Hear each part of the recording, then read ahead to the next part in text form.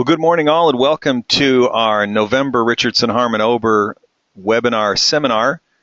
We have a bunch of folks that have already logged in, and we have a few more, I think, that are on the way.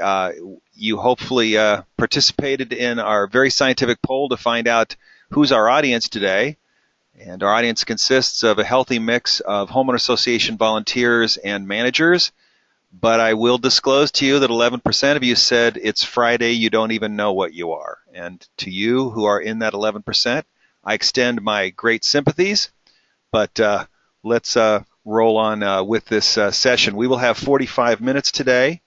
If you have questions during the presentation, please don't send me an email. Please look at the questions box in the right hand of your screen where we have the gotomeeting.com toolbox.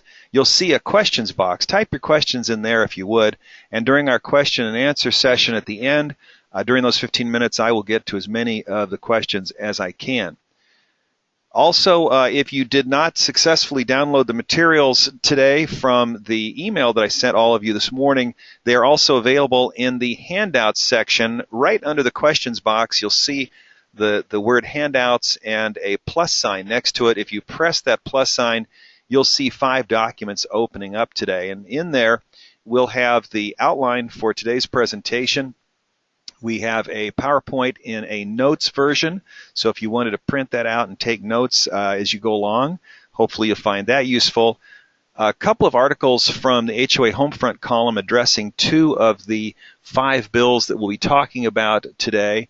And lastly, a sample checklist, really, of the annual budget report and annual policy statement document that is required by the Davis-Sterling Act since last year. All right.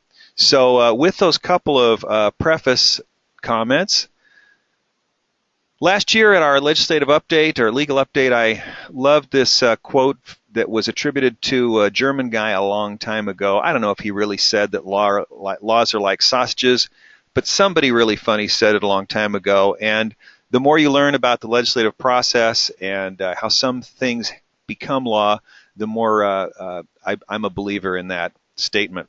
Well, as we begin to discuss legislation, what I'd like to do is first talk about how you can review legislation, and the official website of the state of California is on the screen. I would strongly suggest, if you haven't already done so, bookmark that website, because it is the official website of the state of California. Yes, I know I have a website that has lots of information. Most HOA lawyers do.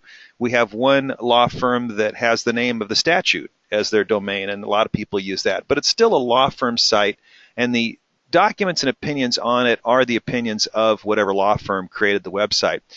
This is the legislative website of California. So what I'm going to do for just a moment here is we're going to switch gears, and I would just want to walk you through a quick demonstration of how the website works. This is the home page. If you type in leginfo.legislature.ca.gov, this is what you'll see. Once you see this page, you have several choices at the top: bill information, California law, my subscriptions, and my favorites. We're going to type in a bill number. This is actually from last year, AB 968. You don't need to remember whether it's an Assembly bill or a Senate bill. You can just type in the 3 or 4 digit number of the bill and then press search. And the next thing that you'll come up with is this. So we had 2 968s last year, AB and SB. Well, the one that we're interested in, you can see it references common interest developments. So we're going to click on that one and see what we find out about it. And then this is the screen that will come up next. You'll have several choices here. You'll have the actual current text of the bill. You can see at the top what the status is, if it's still pending or if the governor has signed it. This, you can see, was signed last year in September. And you'll see some other tabs up here. You'll see votes, you'll see history, bill analysis, and then today's law as amended. And the today's law as amended is a real helpful screen to help you see exactly how is this bill going to change current law. And lastly, let's not forget this one, comments to author. This is a democracy. Our legislators are interested, their staff is interested in hearing from you. If you click on comments to author, you can send the bill author a list of comments on the legislation that you're reading. So hopefully you'll find that very useful. The website from the legislature really improved dramatically several years ago, and I really encourage you to use it on a regular basis. Once a bill becomes law, you will no longer find it here under the bill section. You'll have to go back to the California law section, the second tab or the second button at the top. Once in January, all the bills we're going to talk about today that haven't already become law, once they all become law, you'll then go to the California Law tab and click on Civil Code, and then you can read any statute online in that way. Okay? All right. So now let's talk about some of the legislation that was passed this year. And of course, the first thing is AB 1448, the clothesline bill. And this is going to take effect in January. AB 1448. It's all about clotheslines, and that certainly engenders certain visions in your mind, as it does mine. I don't really know who decided that clothes dryers were the enemy, but somebody did. And AB 1448 became law. He was passed and signed by the governor a couple of months ago. What does it do? Well, here's what it does. It adds a new section to Davis-Sterling, 4750, and in the statute itself, in point 10 of the statute, it gives us some definitions. And these definitions are significant, so that's why I want to take a moment and talk about them with you. First of all, look at what a clothesline is. A clothesline is something that is not attached to the balcony or the railing or an awning or other part of a building. A clothesline is something that's going to be freestanding. What about a drying rack? Well, I remember drying racks from years ago. Drying racks, again, are something that are not attached to the home. What are reasonable restrictions? We're going to talk in a moment as we look at the other part of this law about what a reasonable restriction is. A reasonable restriction is something that does not significantly increase the cost of using that clothesline or drying rack. So now, with those definitions in mind, let's go to what the new statute says and apply those definitions. Well, of course, the meat of this statute is in subpart C. Any provision of a governing document is void and unenforceable. So void means that no further action need be taken. It cannot be enforced in court.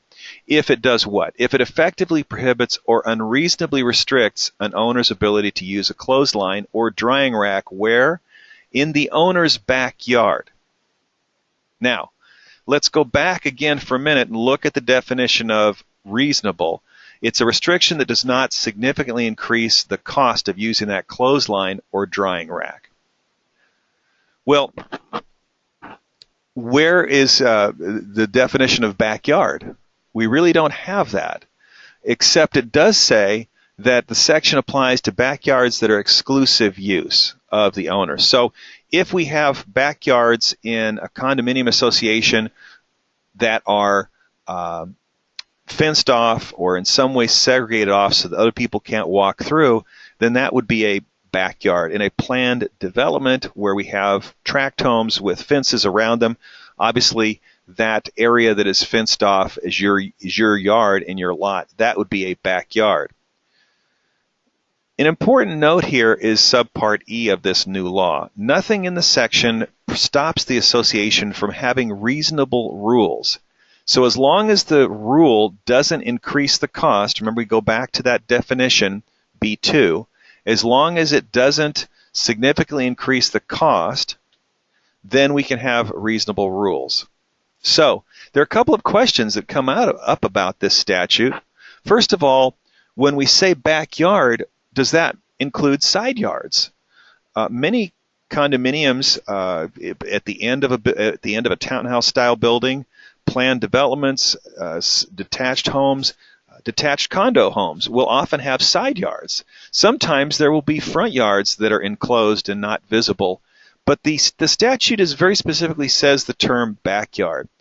A practical suggestion here, and you can read this again in the column that I've attached to the materials. I think that the associations would be well advised to consider an enclosed side yard in the same way as a backyard.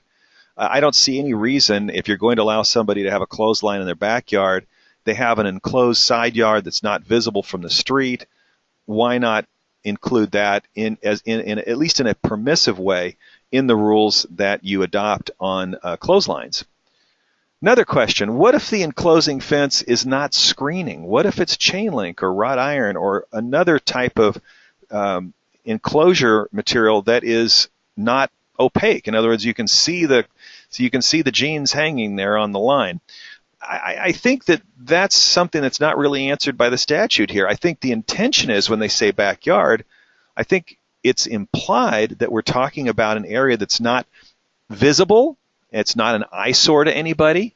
I think that an association would probably be okay requiring that the clothesline not be higher than the fence. I think if a homeowner has a wrought iron or chain link fence that makes their backyard visible from the street, it seems to me reasonable that maybe we need to work with the homeowner in having some kind of screening. But this is not a completely clear question. The statute does not tell us for sure if the backyard is enclosed, but the clothesline will be completely visible. Can we stop that or not? We really don't know the answer to that. Again, this is a classic example. Those of you who are managers, and most of you on this webinar at this point, according to the poll, are managers. I think we need to encourage our boards, those of you on the call, we need to encourage you to be reasonable, to try to work with homeowners to meet the spirit of the statute. I think the spirit of the statute involves some type of visual screening. Here's an interesting phrase. When we talk about solar installations, something that in the last several years the legislature has passed a number of laws protecting solar installations. We had a definition in those statutes about significantly increase the cost. If I recall correctly, it's 10%. If we add some requirement that adds more than 10% to the cost of the solar installation, that is unreasonable. Or that maybe it decreases the effectiveness. I think it's 10%. But there is a definition. We have no definition in this statute. And given how much does a clothesline or a drying rack cost, pretty cheap. So we don't really know how you would measure the significant increase in cost. Would you measure it as a percentage of the clothesline's cost, or is there some other yardstick here? I think if you asked a homeowner to have an 8-foot fence around their yard, I think that would probably be a significant increase in cost. But what if you tell them that they have to have the clothesline in an area that's screened, and you ask them to put some screening on their wrought iron fence where that clothesline is going to be? Though that again is a question where I think we're all going to have to work together as managers and neighbors and lawyers and come up with reasonable ways of approaching this to avoid disputes. Now, honestly, I really don't understand where this bill came from in terms of I have been working with associations now for many, many years, and I have never, ever heard of a homeowner asking for permission to put up a clothesline or a drying rack. I'm old enough that I remember the wonderful day when my parents first got their dryer so that we got rid of our clothesline and our drying rack. And man, that was a great day for my mother. Here we are, 40 plus years later, everything's circled around. What does this bill mean to you as a practical matter? Well, associations may need to consider at least adopting some simple rules on where these clotheslines and drying racks can be used. The rules can and should be quite simple. Please don't draft 2 pages of rules. You're probably overcooking this issue. I think the implication is reasonable that the area should be screened, not just privately enclosed, but it's not 100% clear in the statute because it doesn't tell us. And lastly, again, as always, be reasonable. Don't contradict the law or go too far in your regulations so that it becomes oppressive. So there's AB 1488 and clotheslines. Another conservation type bill that has already become effective is AB 349. This was signed into law as an urgency statute by the governor in early October. It is already in force, and when you think of artificial turf, of course, you think of Well, the really nice looking fake green grass that we see in the upper left, maybe we think of kind of a sport type material as we see in the lower left of the screen. But I went and did a little homework on the internet and found out that artificial turf is not only coming in green, and it doesn't necessarily all look just like grass. And I've given you some samples from a couple of companies that advertise their products online to show you the variety. Here's what the bill does. AB 349, that's now law, has some very interesting and very powerful legislative intent language.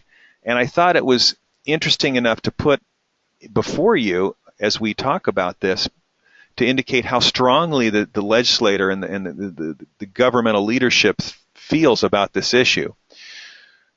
We are in the fourth year of a prolonged and potentially devastating drought.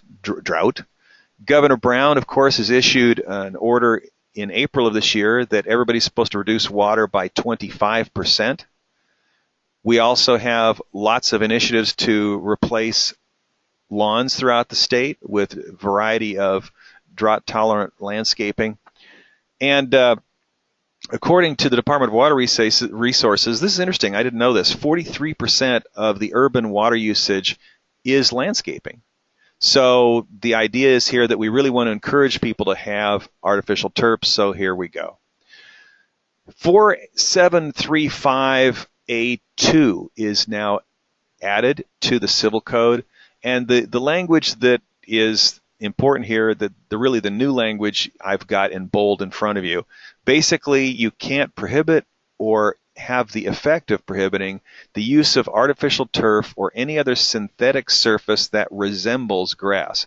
That's the totality of the information we have on this, folks. Not a whole lot of other guidance, but there is some information here that's really important. Resembles grass, to me, is what's important. Resembles grass has two components. We have the texture and we have the color. When I was in college, I worked in Sun City in the 1970s, and we had lots of folks that would have yards that were rocks, and sometimes the rocks were white, but I remember some folks had green rocks just to have try to have a more pleasant color in their front yard. I don't think that this law allows your homeowners to put up green rocks, or if we want to get really extreme, just concrete their front yard and paint the concrete green. When I see resembling grass, I think it has to have the texture of grass, not rocks or not painted concrete or painted dirt or asphalt. And of course, the other thing that we have to remember looking back at this, we have to make sure that the color is resembling grass as well. Some of you, I don't know if we have any Boise State fans, but to sports fans that watch college football, I'm always amazed and mildly irritated at the field in Boise, Idaho for the Boise State football team. It's Smurf blue. That doesn't resemble grass in my view when we talk about this statute. That turf has got to be like the turf on the left of this screen. It's got to be greenish, some type of green. I don't think it can be brown or purple or blue or black or the other rainbow of colors that we see here on the screen. What does this mean to your associations? Well, it's some of my associations years ago had artificial turf policies already in force. I'm really proud of those associations that were so forward thinking. But those associations that haven't, you really need to get on your horse and get this taken care of, because you may have folks in your association who already are in the process of applying for the installation of artificial turf. It's going to be a tough one if you have a homeowner who asks for permission to install artificial turf in their front yard and you don't have architectural rules or standards in place. So what we have actually had to do with a couple of instances in our office, we've had homeowners that have jumped on this right away, and we've had to ask them respectfully, can you just hold off for about a month? The board has to approve a draft and then distribute that draft to the members as an architectural policy, and we'd like to really allow and encourage this, but can you hold off? And we were very happy that the couple of folks involved in this scenario, both of them were very cooperative with their association, said, sure, we can hold off 5 or 6 weeks, no problem. When you're going to adopt those rules, think about practicalities in terms of, obviously, the artificial turf needs to be kept clean. It needs to be kept neat. The maintenance and the cleanliness of it is going to be the responsible that homeowner. They may not realize that they've got to sweep it off and actually use water to wash it off on occasion to keep it good. And after a number of years, it's going to wear out and it's going to start looking shoddy and need to be updated and replaced.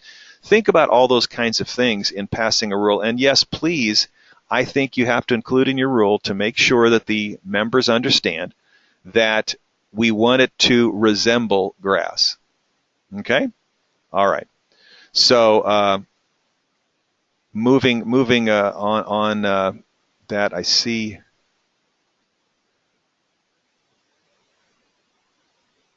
All right. So that's basically, I would strongly suggest that your boards encourage them to get in touch with this issue, get ahead of it, so that you aren't in a pinch where somebody isn't understanding and wants to install their turf right away. Interesting point about this, by the way, folks, is that this is an urgency measure, but it does not require the homeowner to remove this when the drought is finally over. So this is a permanent installation until the homeowner decides they want to have natural grass or natural landscaping installed again. Okay. So I think those two bills, the ones that we've just talked about, the artificial turf and clotheslines, of the two, I think the artificial turf is probably going to affect you more in your day-to-day experience because I just think it's probably more likely than the clothesline issue. Here's a small but important modification in the annual disclosures that typically your management companies, or if you're self-managed, you volunteer directors will have to make. And that is AB 596. This is a modification to the annual budget report, one of the two collections of documents that the Davis-Sterling Act since January of 2014 requires to be made. And frankly, a fair number of associations and actually a fair number of managers are not completely up on the annual budget report and annual policy statement. So one of the downloads that I've sent to you by email and also attached to this webinar is a quick checklist of all the different things the statute includes in this collection we call the annual budget report, and also the annual policy statement. But this bill, 596, is in January going to add a new item, actually two new items, to the annual budget report. There'll be a new Part 10 to Civil Code 5300 that requires the association to disclose whether or not the association is certified for lending. The condominium association is certified for lending by the FHA, the Federal Housing Administration. Now, many of you who have looked into this know that that's not an easy thing. A lot of associations still don't qualify. I will tell you, I wish time permitted to go into how that continues to develop. There's even a bill in Congress that's being proposed to force Fannie Mae and FHA to back off a little bit on the strictness of their requirements. But right now, we've got a disclosure starting in January that's got to be made in the fashion you see. You've got actual language and quotations saying what you've got to include on your disclosure. So this is going to be a separate sheet that's going to be part of your annual budget report. It's got to include the statement that you see in those last two bullet points that are in quotes, and you're going to have to say it is or is not a it is or is not a condominium project, and it is or is not a certified for lending by FHA and by extension Fannie Mae. Now, if you're talking about if you live in or manage a planned development, then you're not going to need to worry about this because this only applies to condominium associations. The second part of 596 refers to Veterans Administration loans, and this adds a subpart 11 to the list of the annual budget report items, and it's almost identical. Again, this one applies to condominiums. You've got to have this specific disclosure. We've got it here quoted on the screen for you. You've got it in your PowerPoint handout. Certainly you can look it up on the legislature website as well. This, again, has to be a separate piece of paper and disclose this statement. So the other thing to know about this is remembering that the annual budget report not only needs to be supplemented, but remember, this annual budget report, most of the items in the ABR are supposed to be given to the members at least 30 days before the new fiscal year. Years and years, we all operated under the rule that the budget had to get out at least 30 days ahead, or the board of directors could not modify assessments. Unfortunately, fortunately or unfortunately, that has been expanded as of last year. And most of the annual, not all, but most of the ABR items have to be given out to members 30 days or more before the new fiscal year, or the board of directors will not be able to increase regular assessments by any amount. They'll need a membership vote to do that. So that's one of those adjustments that a lot of us who've been doing this a while have to remember to keep in mind. And now we have a couple more items in that packet. AB 796 is yet another bill talking about our water usage. This is a very small bill, and it maybe doesn't apply to most of your associations. The action here is an amendment to Civil Code 4735. The new language is at the bottom of your screen in bold. And this basically says that if you're, normally associations are not allowed to penalize someone who lets their yard go brown during this emergency time of drought that we're all dealing with. This has an exception, though, that you can see in bold, that the restriction from fining somebody for letting their yard go brown does not apply if you have this particular homeowner has being provided recycled or reclaimed water. If they're refusing to use reclaimed water to keep their yard green, then you can go ahead and fine them. Now, some of you on this call, looking at the roster, I know some of you are in associations where you do have reclaimed water, but it's not just any reclaimed water, it's reclaimed water for irrigation purposes. And if they're refusing to use it just because they're making a political statement or something, then in that very narrow circumstance, your association can discipline somebody for letting their yard go brown. Again, probably not going to affect most of your associations. So, what it means to you, it may mean nothing to you unless your association has access to reclaimed water. A couple of other real technical bills. They're just keeping it out there. There's an AB 807. It's a very technical change to transfer fees.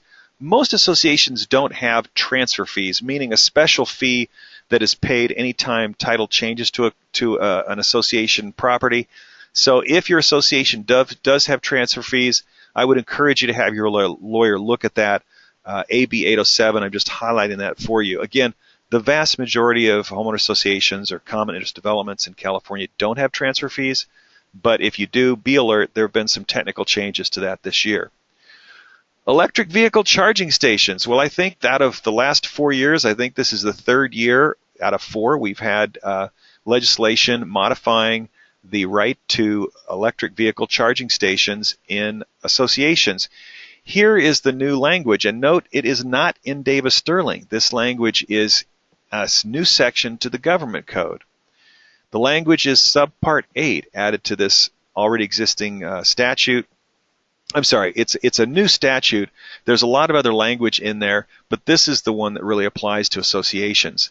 The statute talks about the different standards that cities or counties have to look at in evaluating, permit to install an electric vehicle charging station.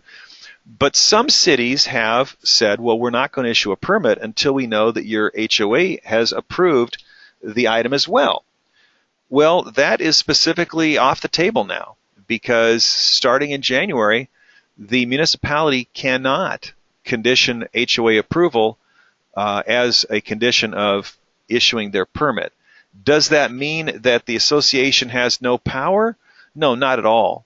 But it does mean that the associations are going to have to be very vigilant to make sure that your architectural standards, your processes are followed promptly, because you can't rely on the city to force somebody to go back to the HOA and get permission. They're now unlinked. You can require that the installation be approved by the city if your particular city or county requires that, but you can't, the city can't say, well, we're not doing anything on this until we see the board of directors that acted. This is kind of similar to the law on solar energy installations, which is found protected earlier in the Civil Code, not in the Davis-Sterling Act. Also remember, lastly on this is a common area installation, so remember the HOA still has control, but be careful to follow Civil Code 4745 on this, which is the section governing installation of these charging stations.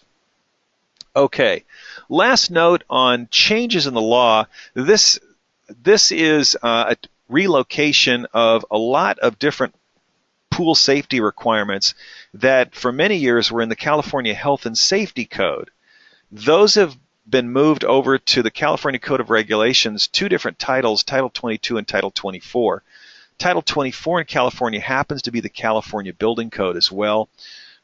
Most of this is not new. I have had some colleagues write about this year, saying that that there's a lot of new pool safety laws in force. My reading of it is that's not actually correct, but I think because it's been moved, a lot of people are noticing for the first time some things that are there.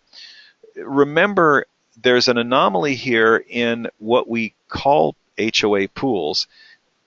Under the purposes of these regulations, common interest development pools are considered public for the purposes of pool safety regulations.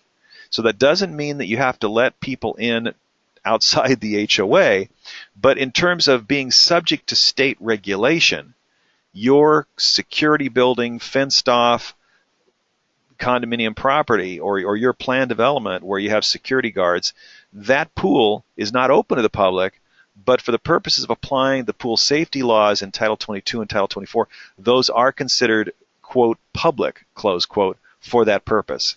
So it's just for the purpose of those regulations. It doesn't mean you have to let everybody in. All right, that concludes the legislative part. I want to move to the another topic here. Let me see if I can get this done right.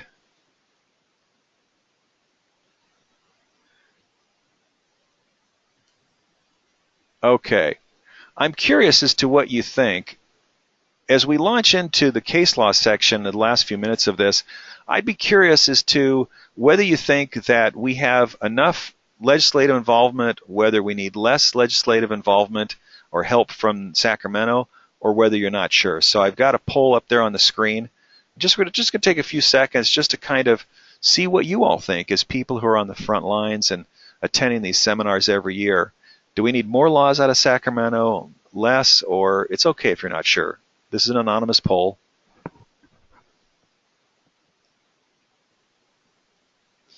Take a few more seconds.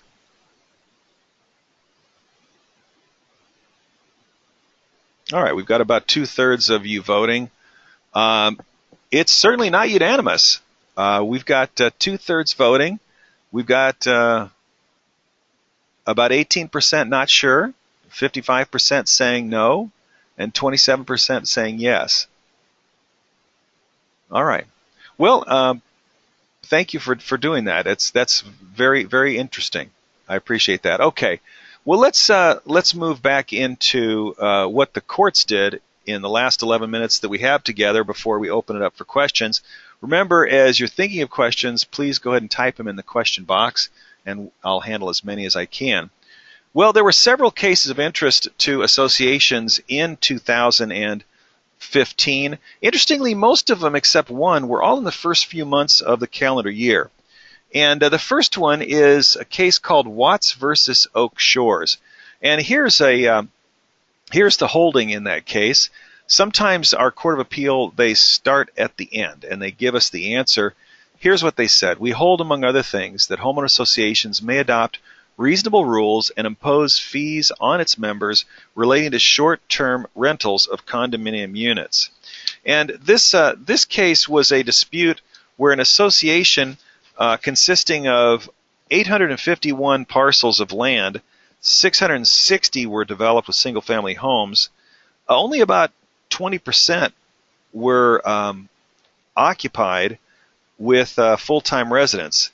A lot of homes in this particular association, Oak Shores, rent their homes to short-term rental properties. And the association passed some rules. They said that you've got to have at least 7-day rental period. We're not going to take weekend rentals. They imposed an annual fee of $325 on the landlord. They limited the vehicles a renter could bring in to 3 vehicles. And they also limited boats and recreational things. They have a mandatory garbage collection fee, and then they had some building permit and property transfer fees as well.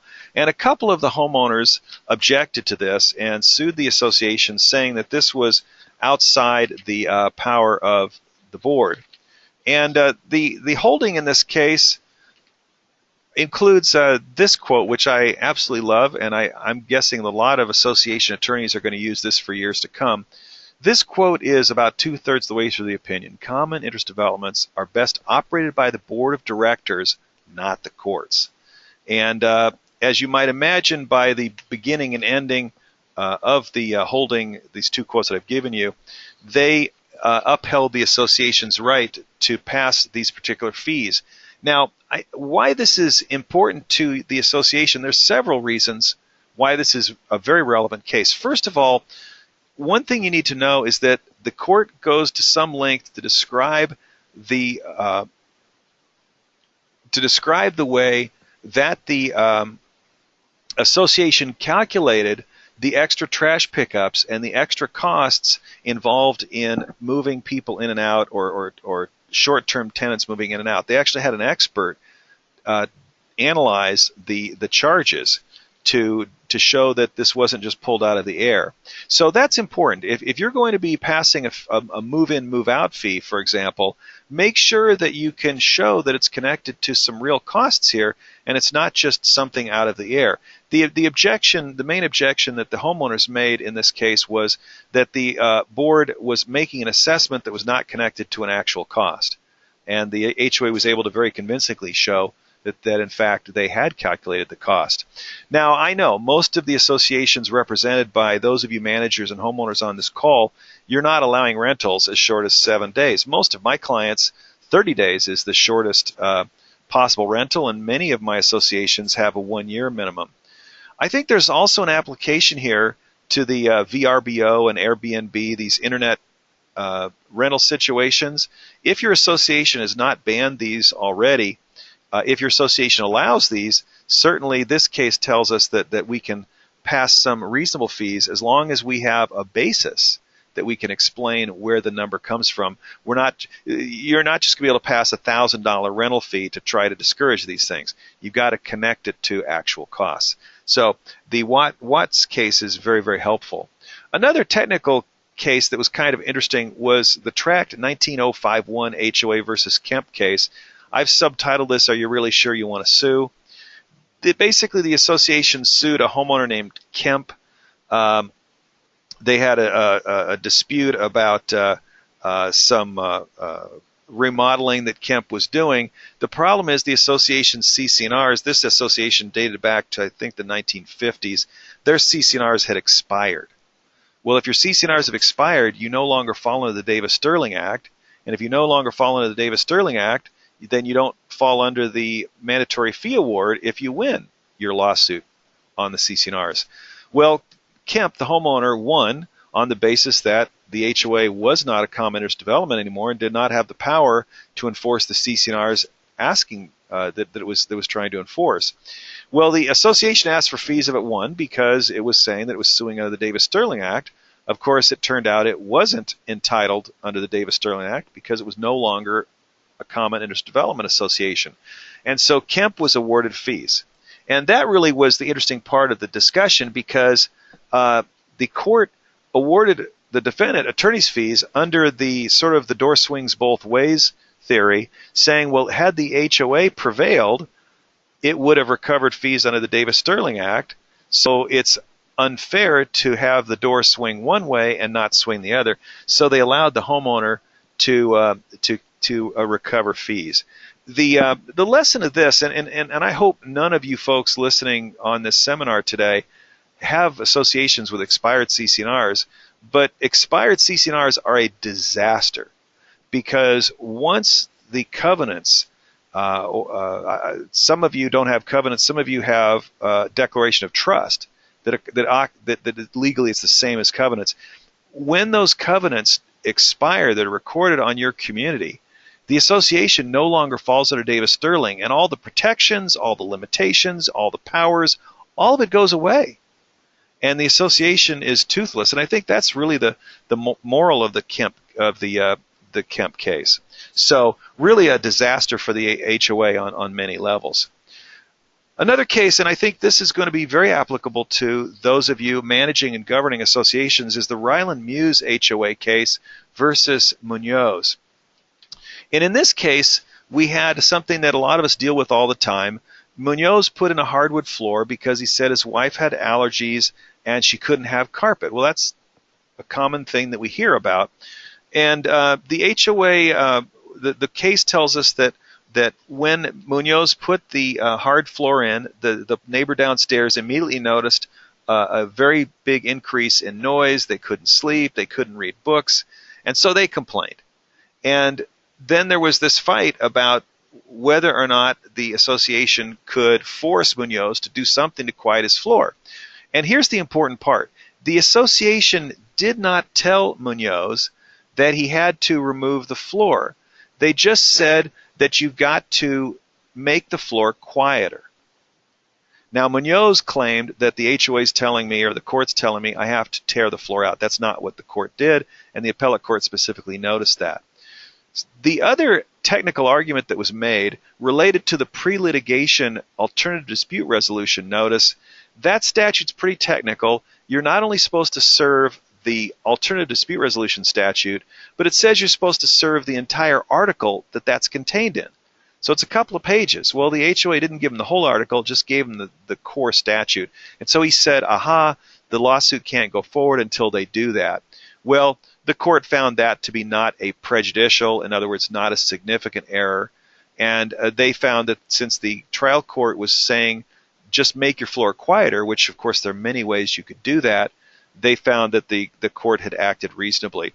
So this case is very helpful in a number of respects because a lot of us are dealing with disability claims from homeowners, and they're saying, well, because I have allergies, I have a disability that qualifies under the fair housing laws, I can do whatever I want. And I don't care what the downstairs neighbor says, I have a disability.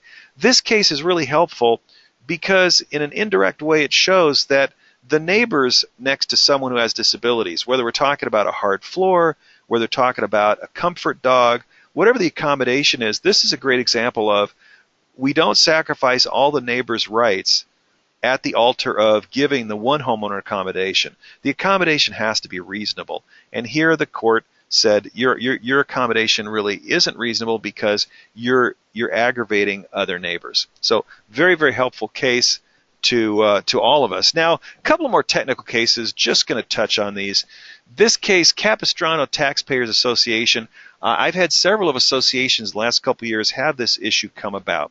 Just want to give you the very short issue here is a lot of water districts, one of the ways they force conservation is by having a tiered structure of rates. So as long as you're staying within your budget, we're going to have certain rates. But if you exceed your budget, we're going to hit you with a higher rate.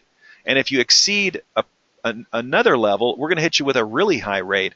And I had one client I was talking to this past week. They've been hit with a rate, I think they said 6 times the normal water rate. Another association client, a former client of mine, had rates that I think were 4 times.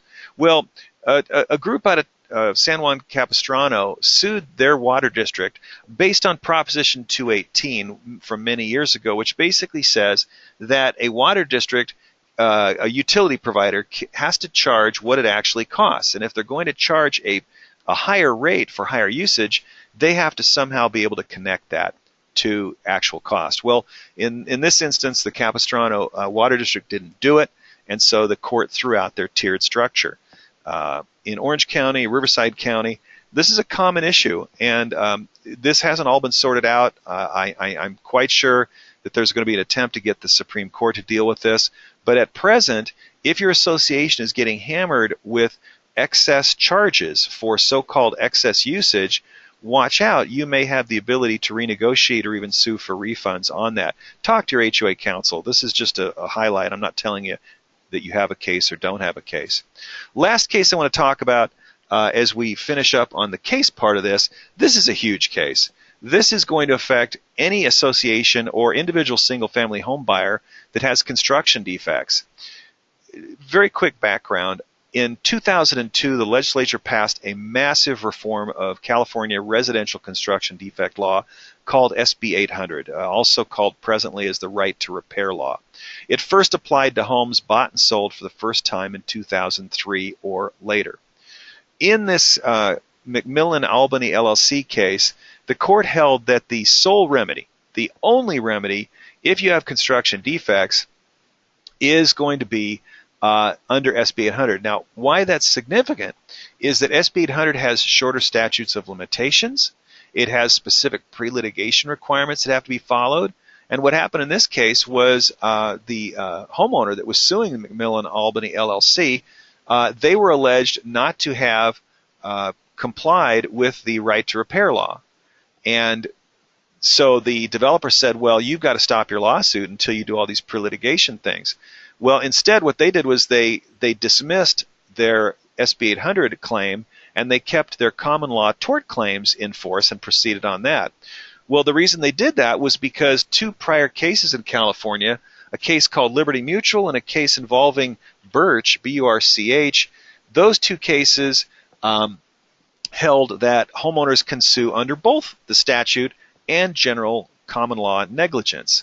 Well, this case now basically says the Liberty Mutual and the Birch cases are wrong, that the homeowner who has a construction defect problem has to fall under this statute and only the statute, and if the statute doesn't give you any justice, too bad, so sad, you don't have a case. So this case is definitely headed for the California Supreme Court.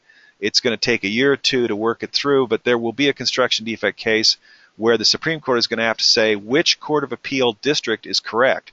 The LA/Orange County folks that came up with the Liberty Mutual and Birch cases, or this case in Kern County, McMillan. And then we'll have some resolution and we'll finally find out. But at the present, this is a real problem for construction defect cases because now nobody knows which case do we ask the court to follow. So just want to put that on your radar. Okay. What is in the RHO crystal ball for 2016? Well, my crystal ball works about as well as probably all of yours. If it worked really, really well, I would have, had that $66 million lottery ticket that would have been mine because I would have known the numbers. Here's what I think we're going to see in 2016, no warranties express or implied. Hopefully we're going to see the California Council on Fair Employment and Housing finally issue fair housing regulations. Those have been kind of stalled now for about a year. They are going to dramatically affect all of us. I would strongly suggest, if you're interested in this area, you and your council, you and a lot of the organizations such as CAI, the California Association of Realtors, we're all watching this. But it's very much up in the air, and it's going to have a huge impact on how we manage common interest communities. Also, there was a bill in the legislature that came very close this year to passing the Assembly, AB 1335. This is a 2-year bill now because it just missed passing out of the Assembly. It didn't quite get a 2/3 vote. The idea of this was the legislature was going to pass a $75 fee that would be recorded any time you file a document with the county recorder in your county. And the only exemption were selling of houses, selling of homes. And that was basically a concession to the California Association of Realtors. Well, this would affect associations dramatically because every time you record a lien, you would have to add $75, and every time you record the release of a lien, it would be another $75. And of course, it's going to damage the poor homeowner who's already having trouble paying their assessments. It's also going to hurt folks that are asking for architectural modifications because if your association uses a common area alteration agreement, that's going to be another $75 every time a homeowner applies. So that's going to have an interesting path in the legislature next year. It was very close this year. It may or may not pass. I really don't know. I think next year in 2017, we're going to see Supreme Court resolution of this construction defect dispute between the Liberty Mutual and Birch line of case and the McMillan Albany case that was just decided in August, and that will finally answer the question as to what rights homeowners have as against developers who build leaky roofs. And of course, sometime next year there will be some new legislative initiative or some case that none of us, including me, saw coming, and we'll all just have to deal with as it comes. So, thanks very much for listening.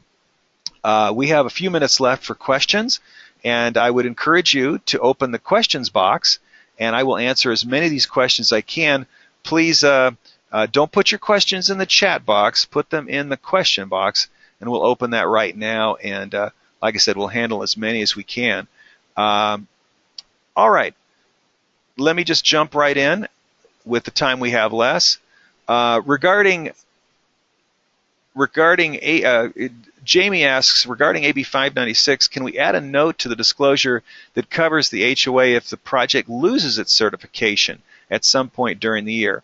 Well, that's a great question. If, for whatever reason, the association, after in its annual budget report making a disclosure that it is approved, if during the course of the year you become aware that your association loses its approval, you really need to modify that disclosure because you're making a false disclosure at that point. So yes, you may have to modify your annual budget annual budget report to make sure that page is updated. Jamie, great point. Thank you. Don asks a question: if the governing documents don't have an expiration date, do they expire? Don, I'm happy to tell you no. In older times, lawyers used to have expiration dates in governing documents for an antiquated legal reason that no longer exists in California. But a lot of our older associations have documents which have an expiration date, and you've got to amend or renew those darn things so that you don't have the disaster like that one association did that was suing Mr. Kemp. How do you know if your CC&R is expired? Bridget asks. Well, the CC&Rs themselves will state. Nothing happens.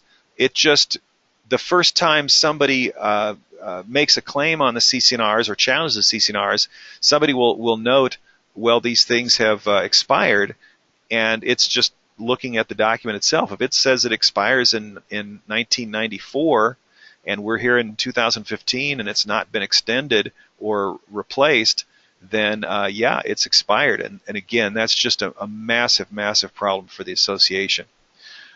Great question. Can you say more about the effects? Streffen asks, can you say more about the effects of the possible fair housing regs? Wow, that's almost a seminar in itself. When the fair housing regs come out, I will present a webinar on that. But the proposed regs, the first draft came out in December, and there's a lot there that's problematic. I've testified twice now in front of the Fair Employment and Housing Council to try to alert them. We would be the first state in the country that would have fair housing regulations, so they don't have anywhere to go for guidance. But some of the issues in the current draft would be providing a right to medical marijuana usage regardless of the association or the apartment building being a no-smoking building. There's a requirement in the regs as they currently stand that a homeowner association and its manager, by the way, has to prevent unwanted sexual advances between neighbors, which I find horrifying. Can you imagine, those of you on the call, managers, if somebody complains to you, says somebody somebody invited me out at the pool and I want you to tell them to leave me alone, we're going to have to get into that. Well, that's in the current draft. There's also no guidance in the current draft regulations about what is a comfort animal, and that's an area where we desperately need help. So I think that's one of the reasons why they're stalled, is they realize there's a lot of work needs to be done. How do we know if our project is FHA certified, Karen asks. Well, the FHA actually, Fannie Mae and the FHA actually have a list. I think HUD is the one that publishes it, but you can go on a website and find out. If you don't know and you're the manager of that association, you probably aren't, because those things have to be renewed every few years ago. Let's see. A couple of other questions. I've got just a little bit of time left. Can an association, Don asks, can an association use solar panels to cover their backyard? That's an interesting question. I guess it depends. If we're talking about a planned development and they're putting the solar panels in property that they own, not common area, they very well may be able to, because we have a statute that says you have to allow people to put solar, and you can't damage its effectiveness by more than 10%, or I think add more than $1,000 to the cost.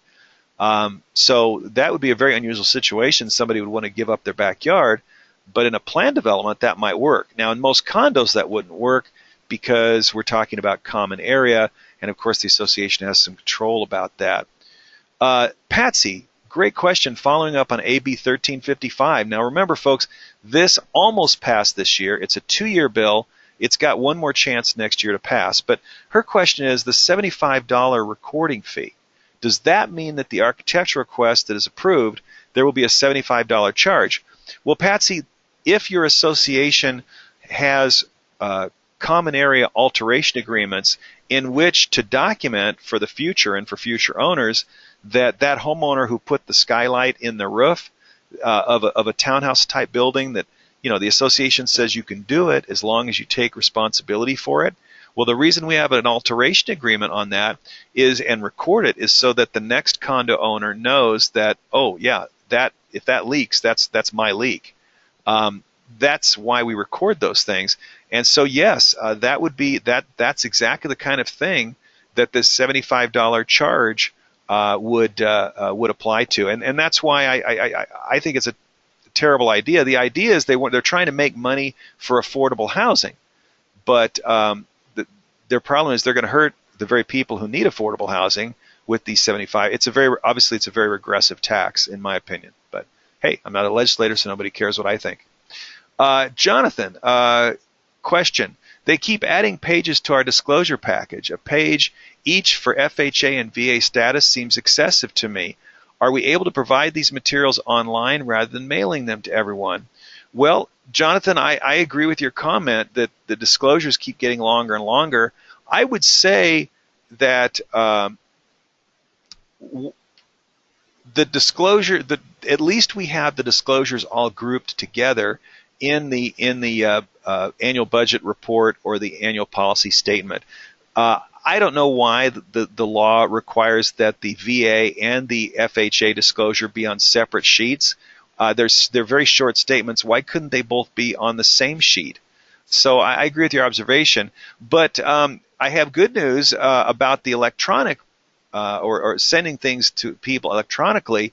The association can adopt a policy under the Davis-Sterling Act as it now exists to allow homeowners the right to consent to have electronic or email notifications. So a lot of associations and management companies are missing a bet here, because you can save a lot of money and a lot of labor in next time you send out annual reports or next time you have an annual meeting. Send out to all your homeowners a piece of paper saying, one last piece of paper saying, I consent to receive electronic notification and my authorized email is X. And that's a great thing that I think is really underused right now. So that would be the way to handle it, and then the length of the disclosure isn't quite as significant in terms of postage or paper. Another comment here from an attendee. Is there any movement in getting the legislature to simplify the Davis-Sterling Act, especially for small HOAs?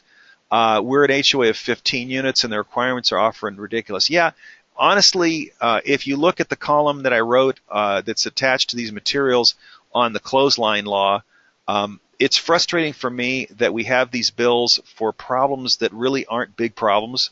I think last year we had the personal gardening bill.